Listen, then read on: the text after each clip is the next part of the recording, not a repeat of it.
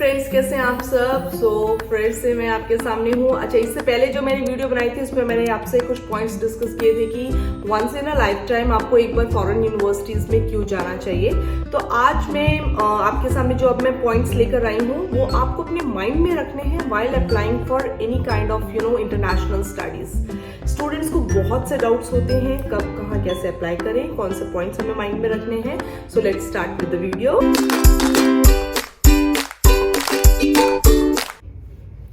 देखिए, सबसे पहले जो पॉइंट आपके माइंड में क्लियर होना चाहिए, that is which country and which course.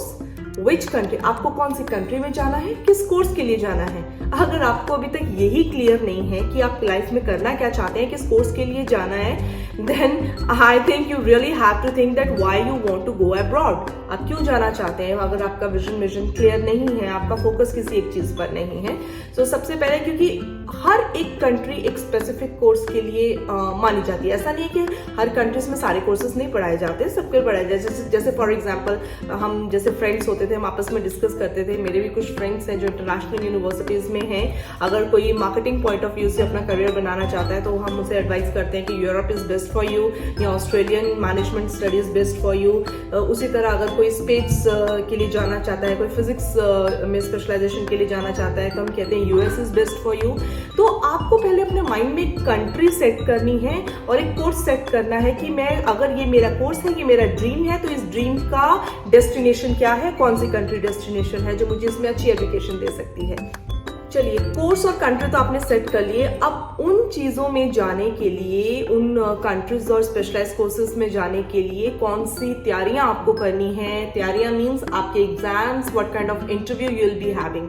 अब बहुत देखिए, आईलेट्स इज फेमस, सबको मेन अगर हम पूछते हैं आईलेट्स एंड आईलेट्स पता है, यहाँ से ज्यादा टॉयफल पता है। बहुत सारे ऐसे और एग्जामिनेशंस हैं जो टॉप यूनिवर्सिटीज में अप्लाई करने के लिए एलिजिबल हैं, तो वो आज मैं आप लोगों को बताना चाहती हूँ। अगर जैसे फॉर एग्जाम्पल आप अंडर ग्रेड प्रोग्राम्स के लिए, स्पेशली अगर आप यूएसए में अप्लाई करना चाहते हैं, तो उसके लिए टॉयफल तो है ही है। टॉयफल के साथ हमारा सैट भी है। बहुत कम स्टूडेंट्स को सैट के बारे में पता है। What is SAT? That is scholastic aptitude test. 3 घंटे का टेस्ट होता है जिसमें आपकी रीडिंग, राइटिंग और मैथमेटिकल स्किल्स को जज किया जाता है। सो अगर आप थोड़ा सा भी, आपका एप्टीट्यूड अच्छा है, आप थोड़ी सी भी मेहनत करेंगे तो आप सैट क्वालिफाई कर सकते हैं। TOEFL, test of English as a foreign language, ये सबको पता है। सो टॉयफल भी आप कर सकते हैं, that is for undergrad programmes. उसके बाद जैसे मास्टर्स के लिए अगर आप अप्लाई करना चाहते हैं, मास्टर्स के लिए टॉयफल तो है ही है, टॉयफल के साथ साथ GRE भी है।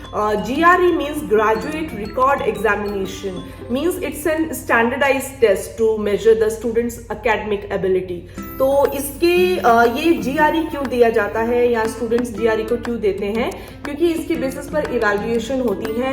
ये आपकी analytical, writing, quantitative ability skills को मेजर करते हैं कि आप कैपेबल हैं या नहीं। और हाँ, आपकी वर्बल रीजनिंग स्किल्स भी इसके थ्रू देखी जाती हैं। फिर उसके बाद मैनेजमेंट प्रोग्राम्स के लिए भी GMAT आता है। GMAT है, that is graduate management admission test. अब देखिए, GMAT को काफी सारे स्टूडेंट समझते हैं कि वो इंडिया के लिए है। नो, ये बहुत कम स्टूडेंट्स को पता है कि GMAT is accepted world wide in more than 100 countries. अगर मैं आपको टॉप एग्जांपल दूं तो स्टैनफोर्ड और हार्वर्ड जैसे यूनिवर्सिटीज के लिए भी GMAT जो है एप्लीकेबल है। तो आप GMAT के थ्रू टॉप यूनिवर्सिटीज में अप्लाई कर सकते हैं। इसमें आपकी ग्रेजुएशन एबिलिटीज को देखा जाता है कि आप मास्टर्स प्रोग्राम्स के लिए कितने सूटेबल हैं।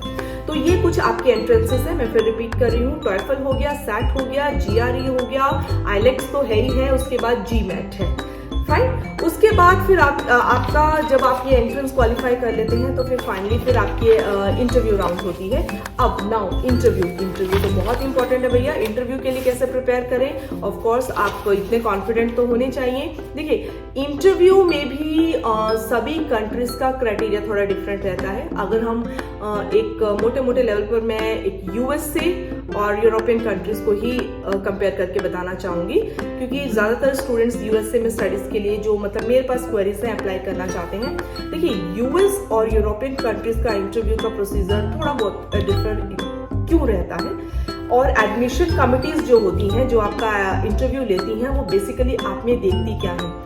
आपका कॉन्फिडेंस तो देखा ही जाता है, they think what kind of, they judge what kind of thinker you are, what kind of student you have been, आपने अब तक अपने करिकुलम में क्या पढ़ा है, एक्स्ट्रा स्किल्स आप में क्या रही, where you want to go and what's your passion, how can you contribute to the country and the university for which you are going to apply. तो ये चीजें एडमिशन कमेटी इंटरव्यू के दौरान जरूर देखती हैं. अगर आप अमेरिकन यूनिवर्सिटीज के लिए इंटरव्यू दे रहे हैं तो काफ़ी हद तक ये पॉसिबिलिटी रहती है कि आपका इंटरव्यू वहाँ के एलुमनाइज लेते हैं. मींस वो एलुमनाइज को इक्विवेलेंट समझते हैं, जो उनके बहुत ही स्मार्ट एलुमनाइज हैं उन्हें ये रिस्पॉन्सिबिलिटी दी जाती है कैंडिडेट्स के इंटरव्यू के लिए. और यूके में जो इंटरव्यू बेस्ड होता है वो एलुमनाई नहीं लेते हैं. बेसिकली देखिए, अकेडमिक्स तो देखा ही थोड़ा बहुत जाता है, लेकिन अकेडमिक्स से ज़्यादा आपका कॉन्फिडेंस लेवल, ऐसा ज़रूरी नहीं है कि हर इंसान को सब कुछ पता हो, but whatever you know, whatever you bring on your table, just bring it with the confidence and bring it with 100% perfection. That's what I can say. After that जो एक इम्पॉर्टेंट पॉइंट है जो आपको माइंड में रखना है, that is your financial aid. देखिए, सभी फाइनेंशियली उतने साउंड नहीं होते हैं, लेकिन सपना सबका इंटरनेशनल यूनिवर्सिटीज में पढ़ने का होता है.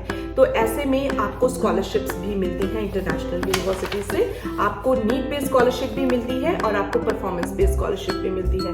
परफॉर्मेंस बेस्ड स्कॉलरशिप में ये रहता है कि आप वहाँ पर कैसी परफॉर्मेंस दे रहे हैं. If you are good at academics तो आपको वहाँ पे साथ साथ आपकी फीस पे कंसेशन मिलता है. कई स्टूडेंट्स तो 100% फीस वेवर पे पढ़ते हैं. तो जब आप यूनिवर्सिटी, देखिए ऐसा नहीं है कि हमें 10 यूनिवर्सिटीज दिखी, हमने 10 की 10 में अप्लाई कर लिया.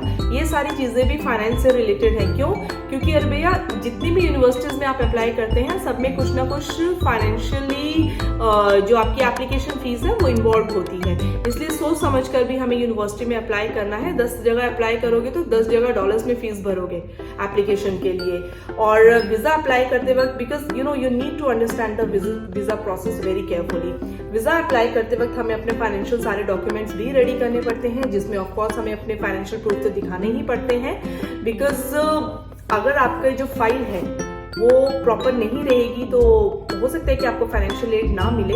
और उनका एम्बेसी वालों को एक क्वेश्चन रहेगा वीजा देते वक्त कि आप अपनी स्टडीज को कैसे कंप्लीट करेंगे, कैसे आप अपनी हेल्प करेंगे, कि आप फीस कैसे पे करेंगे. ठीक है, तो ये सारे डॉक्यूमेंटेशन जब पूरे हो जाते हैं और फाइनेंशियल एड की भी सभी एप्लीकेशन, मतलब जो भी आपकी डॉक्यूमेंटेशन है वो एप्लीकेशन अप्लाई करने के साथ ही आपको जो है वो लगानी पड़ती है. तो ये कुछ बेसिक पॉइंट्स थे जिसमें इंक्लूडेड था आपके फाइनेंशियल एड और आपका इंटरव्यू राउंड और आपके कॉमन एंट्रेंसेस, किस कंट्री में किस कोर्स के लिए आपने अप्लाई करना है. तो ये छोटी सी वीडियो मैं आपके लिए सिर्फ इसलिए लेकर आई थी क्योंकि स्टूडेंट्स की रिक्वेस्ट थी कि क्या पॉइंट्स हमें ध्यान में रखने होते हैं while applying for international studies. So all the very best to the students who are going to apply for the international studies. आप अच्छा पढ़ें, अपने देश का नाम रोशन करें. और किसी भी तरह के डाउट के लिए या आप किसी पर्टिकुलर टॉपिक में वीडियो चाहते हैं, सो मुझे कमेंट बॉक्स में लिखना ना भूलें. बाय.